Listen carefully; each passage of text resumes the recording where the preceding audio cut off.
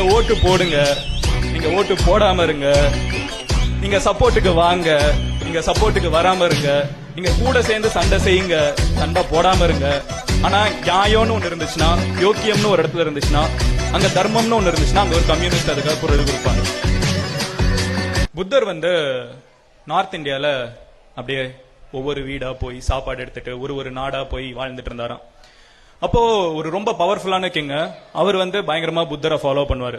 அவர் இருந்துகிட்டு என்னடா இவ்வளவு ஊருக்கு புத்தர் போறாரு ஆனா நம்மள பார்க்க மாட்டேங்கிறாருன்னு யோசிச்சுட்டு புத்தரை க்ளோஸா ஃபாலோ பண்றாரு. புத்தர் ஒவ்வொரு டைமும் ஒரு வயசான பாட்டி அவங்க ஊருக்கு வெளியில ஒரு சின்ன குடிசை போட்டு வச்சிருக்காங்க, அவங்களுக்கு சமைக்கிறாங்க. அது போக இருக்கிற எக்ஸ்ட்ரா சாப்பாடை மட்டும் புத்தரும் அவரோட ஃபாலோவர்ஸும் வாங்கி சாப்பிட்டு போயிடுறாங்க.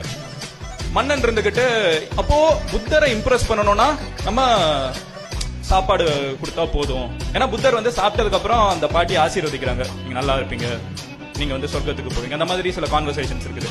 மன்னர் உடனே அந்த புத்தரை இம்ப்ரெஸ் பண்றதுக்கு ஒரு நாள் புத்தரை அரண்மனைக்கு கூப்பிட்டு பயங்கரமா சாப்பாடு வைக்கிறாராம். வேற லெவல்ல ஃபீஸ்ட். நல்ல சாப்பாடுலாம் போட்டு முடிச்சதுக்கு அப்புறம் புத்தர் இருந்துகிட்டு அப்படியே கிளம்பி வெளியே போனாராம். மன்னருக்கு ரொம்ப டென்ஷன் ஆயிடுச்சு.